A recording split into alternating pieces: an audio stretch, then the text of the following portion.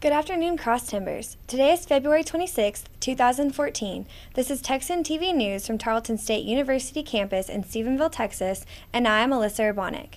In today's headlines, Centennial Residence Hall starts library for honor students, Dublin ISD creates Latino Family Literacy Program, portraits painted by former President George W. Bush will be featured in an exhibit, Arizona governor faces controversial gay rights bill, Barack Obama threatens to withdraw all U.S. troops from Afghanistan, and Knicks point guard charged with possession of handgun. Now for today's top story. The Honors College office, located in the Centennial Residence Hall, is starting their own small library for the students that live in Centennial and other honors students. Program coordinator Betty Cryer said that the program director had been discussing it for years, after seeing other honors colleges that had had their own libraries. The Honors College wants to provide their students with a collection for casual, fun reading. It will be on the first floor of the residence hall in a room that also contains 2 computers. Right now the library only contains a few classics, but they hope to build the library with donations of books, even including used textbooks for research. If you have books or bookshelves you would like to donate, please contact Ellen Mayfield in the Honors Office at 254-968-1926 or come by the Honors Office in Centennial Hall. In regional news, due to grant funding to the district, Dublin ISD will begin offering a new program called the Latino Family Literacy Program that will allow parents who cannot speak or read in English to learn how to help their children with homework. According to the Stephenville Empire-Tribune, each family will be issued a book that has one side in English for the child to read and the other side in Spanish for the parent to read. A certified and trained bilingual teacher will run the meetings and introduce fun ways for Spanish-speaking parents to help children with their English homework. Dublin ISD has had a growing number of Hispanic students and wanted to find a cost-effective way to help the families with children in school. In an interview with the Empire-Tribune, Dublin ISD's Assistant Superintendent Vicki Stone said, "The project introduces teachers to a language acquisition method and a step-by-step literacy instruction process while involving family reading, vocabulary development, and English language development for parents and students." The program will be held every Thursday night at 6:30. Anyone with a student at Dublin ISD can participate. Meetings will be held at the Dublin Intermediate School and are free to attend. And now today's Texas national and international news from the Associated Press.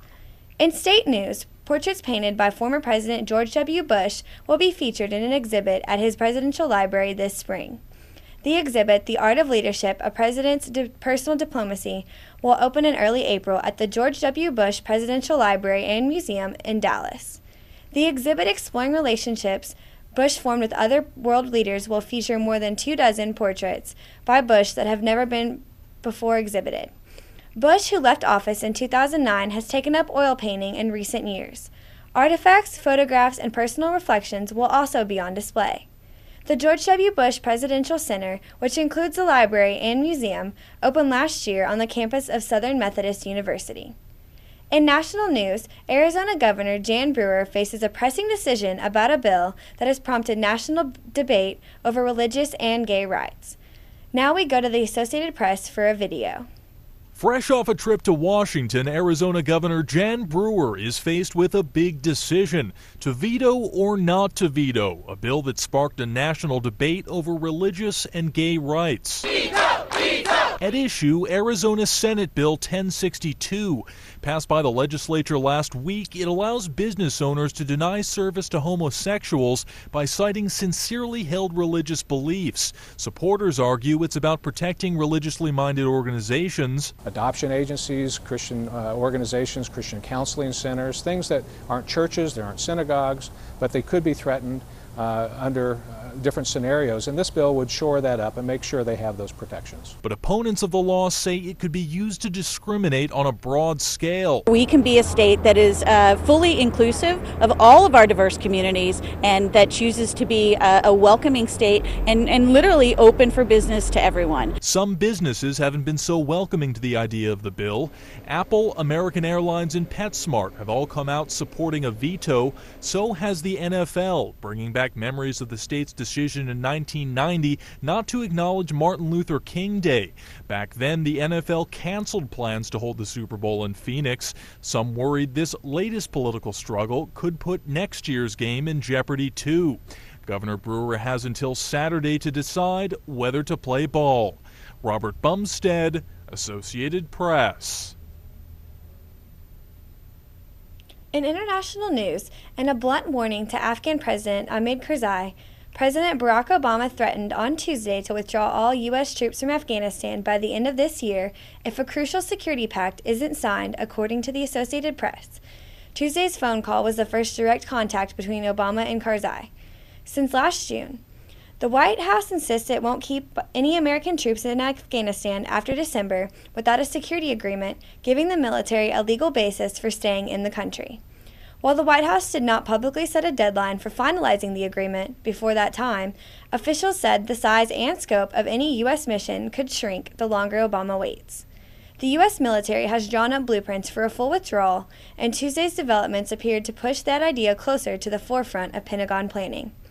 The longer the U.S. waits to make a decision on its future in Afghanistan, the more expensive and risky a full withdrawal would become.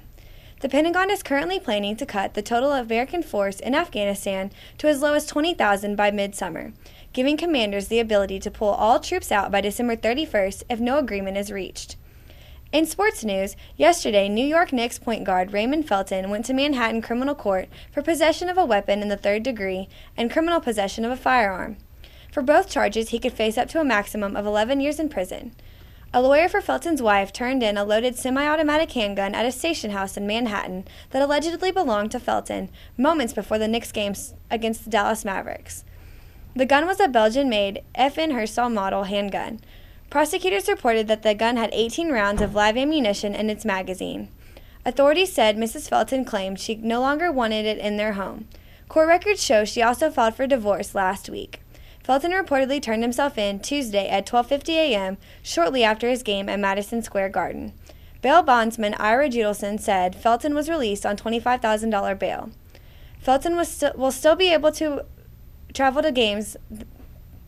The Knicks spokesperson said the team had no immediate comment. Today's forecast for Wednesday, February 26th, is windy with a high of 41 and a low of 28, according to Yahoo Weather. Today's broadcast was produced by Cassidy Horn and Megan Bailey. Don't forget to tell your friends about us and become a fan of Texan TV News on Facebook. I'm Alyssa Urbanek. Tune in tomorrow for the latest news from the Tarleton State University campus in Stephenville, Texas.